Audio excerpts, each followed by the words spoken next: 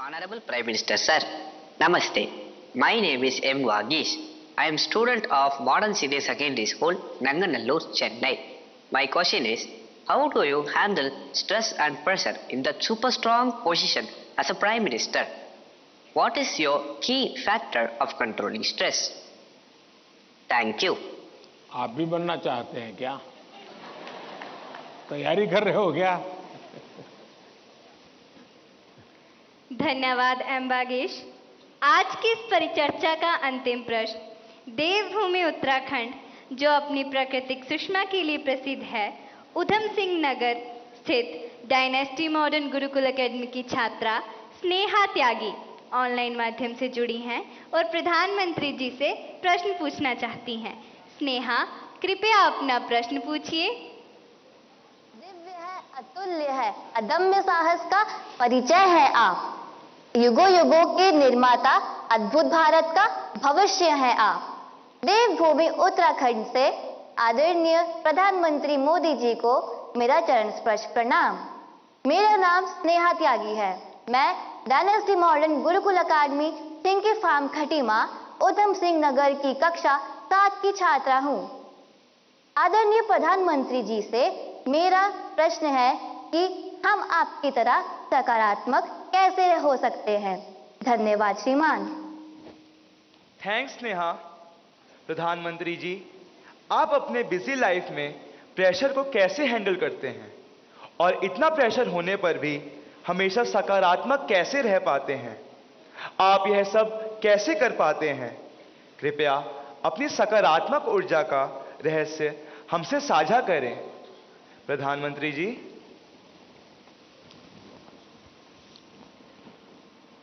इसके कई जवाब हो सकते हैं।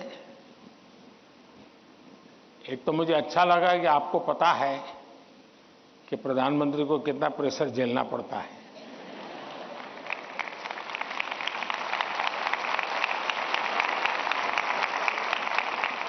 वरना आपको तो लगता होगा हवाई जहाज है, हेलीकॉप्टर है, उनको क्या है, यहां से यहां जाना है, यही करना है। लेकिन आपको पता है कि भांति भांति ये सुबह शाम,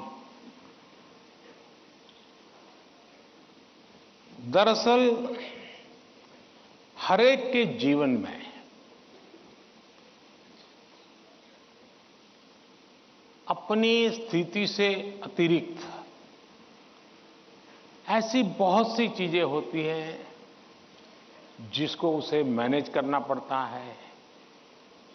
जो उसने सोचा नहीं वैसी चीजें व्यक्तिगत जीवन में भी आ जाती है, परिवार जीवन में आ जाती है,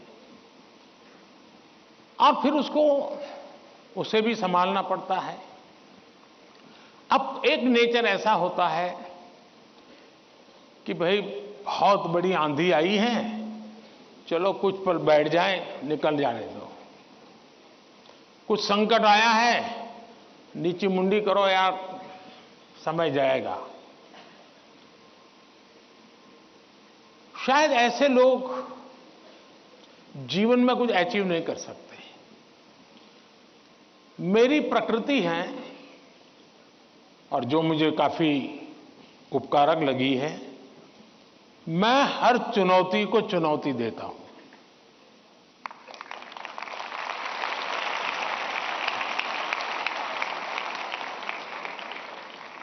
चुनौती जाएगी, स्थितियां सुधर जाएगी, इसकी प्रतीक्षा करते हुए मैं सोया नहीं रहता और उसके कारण मुझे नया नया सीखने को मिलता है। हर परिस्थिति को हैंडल करने का नया तरीका, नए प्रयोग, नई स्ट्रेटजी, ये इवॉल्व करने का सहज मेरी विधा, मेरा अपना विकास होता जाता है। दूसरा, मेरे भीतर एक बहुत बड़ा कॉन्फिडेंस है। मैं हमेशा मानता हूं कि कुछ भी है, 140 करोड़ देशवासी मेरे साथ हैं।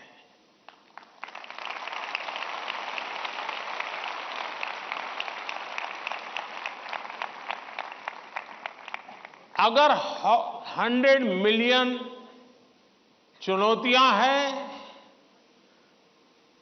तो बिलियंस ऑफ बिलियन समाधान भी है।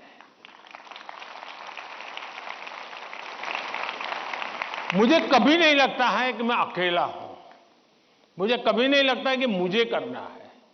मुझे हमेशा पता होता है मेरा देश सामर्थ्यवान है, मेरे देश के लोग सामर्थ्यवान है, मेरे देश के लोगों का मस्तिष्क सामर्थ्यवान है। हम हर चुनौती को पार कर जाएंगे। ये मूलभूत मेरे भीतर मेरा सोचने का पिंड है और इसके कारण मुझे कभी नहीं लगता यार मुझ पर आया क्या करूंगा। मुझे लगता है नहीं 140 करोड़ लोग हैं, संभल जाएंगे, ठीक है, आगे मुझे रहना पड़ेगा और गलत हुआ तो गाली मुझे खानी पड़ेगी, लेकिन मेरे देश का सामर्थ्य, और इसलिए मैं अपनी शक्ति देश के सामर्थ्य को बढ़ाने में लगा रहा हूं। और जितना ज्यादा मैं मेरे देशवासियों का सामर्थ्य बढ़ाता जाऊंगा, चुनौतियों को चुनौती देने की ताकत हमारी और बढ़ती जाएगी।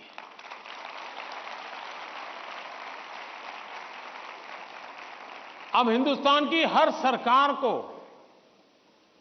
गरीबी के संकट से जूझना पड़ा है। हमारे देश में संकट है ही है, लेकिन मैं डर करके बैठ नहीं गया। मैंने उसका रास्ता खोजा और मैंने सोचा कि सरकार होती कौन है जो गरीबी हटाएगी। गरीबी तो तब हटेगी जब मेरा हर गरीब तय करेगा कि अब मुझे गरीबी को परास्त करना है। अब वो सपने ही देखेगा तो होगा कि नहीं होगा।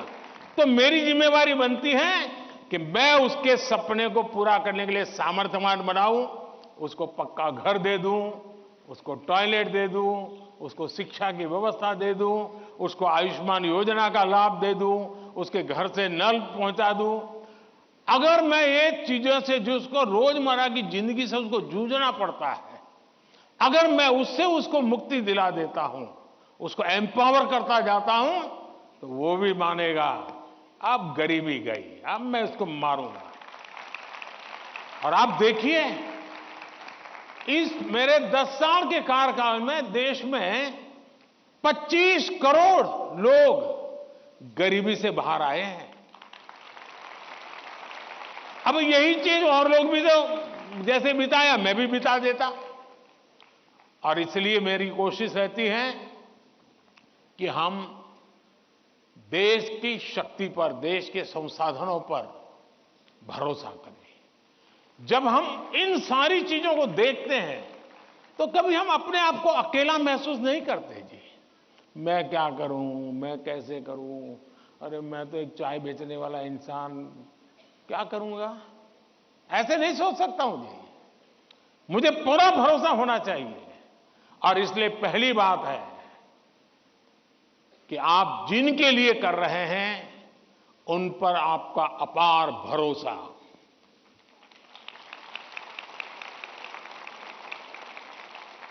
दूसरा, आपके पास निरक्षीर का विवेक चाहिए। कौन सा सही है, कौन सा गलत है, कौन सा आज जरूरी है, कौन सा अभी नहीं, बाद में देखेंगे। आप प्रायोरिटी तय करने का सामर्थ्य चाहिए। वो अनुभव से आता है, हर चीज को एनालाइज करने से आता है। मैं दूसरा प्रयास ये करता हूं। तीसरा, मैं गलती भी हो जाए तो ये मान के चलता हूं कि ये मेरे लिए लेसन है। मैं इसको निराशा का कारण नहीं मानता हूं। अब आप देखिए कोविड का संकट कितना भयंकर था। मामूली चुनौती थी क्या? पूरी दुनिया फंसी पड़ी थी। अब मेरे लिए भी था कि क्या करो भाई, मैं कह दूं अब क्या करे, तो भाई वैश्विक बीमारी है, दुनिया भर में ऐसा ही है, सब अपना अपना संभाल लो। मैंने ऐसा नहीं किया। रोज टीवी पे आया, रोज देशवासियों से बात की, कभी ताली बजाने के लिए कहा, कभी थाली बजाने के लिए कहा, कभी दिया जलाने के लिए कहा। वो एक कोरोना को खत्म नहीं करता है, लेकिन वो है कोरोना के खिलाफ लड़ाई लड़ने की एक सामूहिक शक्ति को जन्म देता है। सामूहिक शक्ति को उभारना। अब देखिए, पहले भी खेल के मैदान में हमारे लोग जाते थे, कभी कोई जीत के आता था, कोई जीत के नहीं आता था, जाने वाले को पूछता नहीं था, आने वाले को पूछता नहीं था। मैंने कहा भले 3 मेडल के जीतते आएंगे, लेकिन मैं उसके ढोल पीटूंगा। तो धीरे धीरे करके 107 मेडल लेने का सामर्थ्य उन्हीं बच्चों में से निकला। सामर्थ्य तो था, सही दिशा, सही रणनीति, सही नेतृत्व परिणाम लाता है। जिसके पास सामर्थ्य है उसका सही उपयोग करना चाहिए। और मेरा तो गवर्नेंस का एक सिद्धांत रहा है कि अच्छी सरकार चलाने के लिए, इन समस्याओं के समाधान के लिए भी आपको नीचे से ऊपर की तरफ सही जानकारी आनी चाहिए, परफेक्ट इंफॉर्मेशन आनी चाहिए, और ऊपर से नीचे की तरफ परफेक्ट गाइडेंस जाना चाहिए। अगर ये 2 वे चैनल परफेक्ट रही, उसका कम्युनिकेशन, उसकी व्यवस्थाएं, उसके प्रोटोकॉल उसको ठीक से किया, तो आप चीजों को संभाल सकते हैं। कोरोना एक बहुत बड़ा उदाहरण है। और इसलिए मैं मानता हूं कि हम निराश होने का कोई कारण ही नहीं होता है जीवन में। और अगर एक बार मन में तय कर लिया कि निराश होना ही नहीं है, तो फिर सिवाय पॉजिटिविटी कुछ आता ही नहीं है।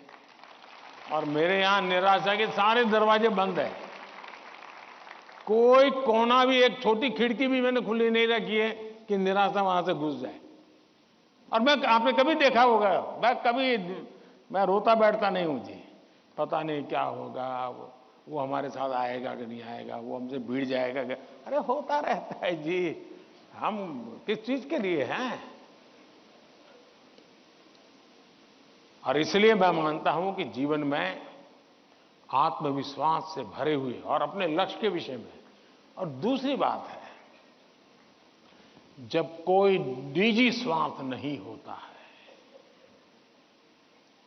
खुद के लिए कुछ करना तय होता है, तो निर्णयों में कभी भी दुविधा पैदा नहीं होती है। और वो एक बहुत बड़ी अमानत मेरे पास है। मेरा क्या, मुझे क्या, इससे मेरा कोई लेना देना नहीं है। सिर्फ और सिर्फ देश के लिए करना और आपके लिए करना, ताकि आपके माता पिता को जिन मुसीबतों से गुजरना पड़ा, मैं नहीं चाहता हूं कि उन मुसीबतों से आपको गुजरना पड़े।